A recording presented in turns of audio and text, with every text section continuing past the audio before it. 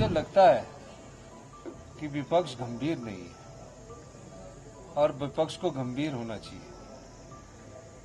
जब पूर्व मुख्यमंत्री जयराम ठाकुर जी बोल रहे थे वित्तीय कुप्रबंधन पर, तो विपक्ष के विधायक जो थे वो 7-8 लोग ही बैठे हुए थे। अब 7-8 लोग उनके जो विधायक बैठे थे उनका पूरा समर्थन करने वाले भी नहीं बैठे हुए थे। चुनाव जीतने के संदर्भ में जो भी फैसले किए गए, पूरी अर्थव्यवस्था का बेड़ा गर्क करने में पिछली सरकार ने कोई कुताही नहीं बरती। 1 साल के अंदर हमने आर्थिक संकट पर काबू पाया, ये हमारी सरकार की प्रमुख विशेषता 1 साल के अंदर है।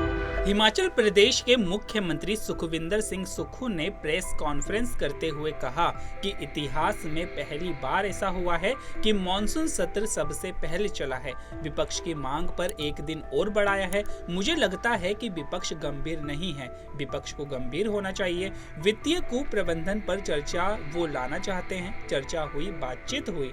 जब पूर्व मुख्यमंत्री जयराम ठाकुर बोल रहे थे तब विपक्ष के 7-8 लोग ही बैठे थे।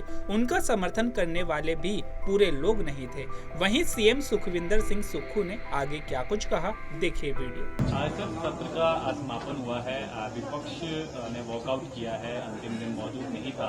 बिना विपक्ष के आज समापन हुआ, क्या और आर्थिक देखिए, मैं मुबारकबाद देना चाहूंगा हमारे विधानसभा के अध्यक्ष श्री कुलदीप पठानिया जी को कि इतिहास में विधानसभा के पहली बार ऐसा हुआ है कि मॉनसून सेशन सबसे लंबा उन्होंने निर्धारित किया और विपक्ष की मांग पर एक दिन और बढ़ाया। विपक्ष कहता था कि वित्तीय कुप्रबंधन पर यह सरकार चर्चा करे और अध्यक्ष महोदय ने उनका अनुरोध स्वीकार किया, लेकिन मुझे लगता है कि विपक्ष गंभीर नहीं है और विपक्ष को गंभीर होना चाहिए। अब वित्तीय कुप्रबंधन पर चर्चा वो लाना चाहते थे, उनको चर्चा आई, बातचीत की। और जब पूर्व मुख्यमंत्री जयराम ठाकुर जी बोल रहे थे वित्तीय कुप्रबंधन पर, तो विपक्ष के विधायक जो थे वो 7-8 लोग ही बैठे हुए थे। अब 7-8 लोग उनके जो विधायक बैठे थे उनका पूरा समर्थन करने वाले भी नहीं बैठे हुए थे। और जिस प्रकार का वित्तीय कुप्रबंधन उनकी सरकार के समय हुआ है वो हमने बताया। हमने कहा कि जिस राज्य में 2017-18 से लेकर रेवेन्यू डेफिसिट ग्रांट 10,000 तक मिलती रही, 11,000 तक मिलती रही, 9,000 तक मिलती रही, उस राज्य में हमें रेवेन्यू डेफिसिट ग्रांट 3,000 रुपया अगले वर्ष मिलने वाली है।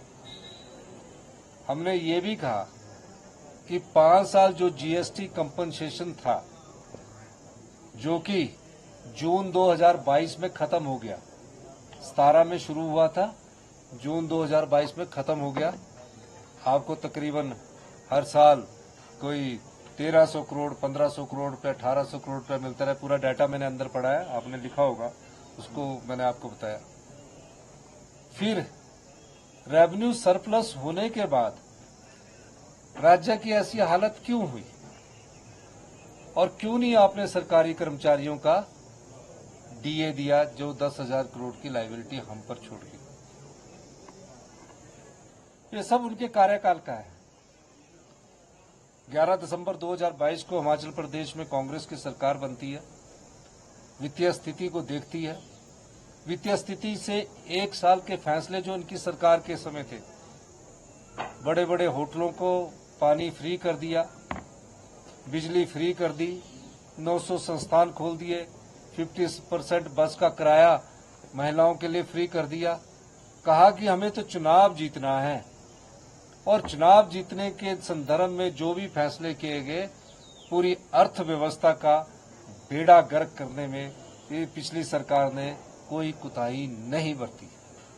मैं दावे के साथ कह सकता हूं, हमारी सरकार आई, हम वित्तीय संकट से गुजर रहे थे, आर्थिक संकट था प्रदेश में। 1 साल के अंदर हमने आर्थिक संकट पर काबू पाया, ये हमारी सरकार की प्रमुख विशेषता 1 साल के अंदर है। और उसके बाद आपदा आई प्रदेश में, आपदा से हम निपटे। नीति आयोग ने हमारी प्रशंसा की। शांता कुमार बीजेपी के वरिष्ठ नेता थे जिन्होंने बीजेपी को यहां स्थापित किया, उन्होंने हमारी प्रशंसा की। और एक साल बाद जो फिस्कल डिसिप्लिन और फिस्कल प्रूडेंस के लिए हमने फैसले लिए और जो इनके समय का कैश फ्लो मिसमैनेजमेंट हुआ उसको हमने ठीक किया। और आज मुझे खुशी है, जहां प्रदेश आर्थिक समृद्धि की तरफ आगे बढ़ रहा है, वह फिस्कल डिसिप्लिन के माध्यम से हम प्रदेश की अर्थव्यवस्था को मजबूती प्रदान कर रहे हैं। भारतीय जनता पार्टी सरकारी कर्मचारियों को लेकर बहुत हल्ला कर रही थी।